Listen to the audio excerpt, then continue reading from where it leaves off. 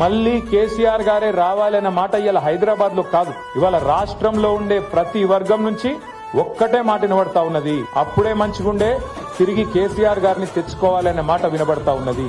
అందుకే నేను మిమ్మల్ని కోరేది ఒకటే, కేసీఆర్ గారు తిరిగి మళ్ళీ రాష్ట్రానికి నాయకత్వం వహించాలి అంటే ఆ జైత్ర యాత్ర మీ జూబ్లీ హిల్స్ నుంచే మొదలు కావాలని చెప్పి నేను కోరుతా ఉన్నా.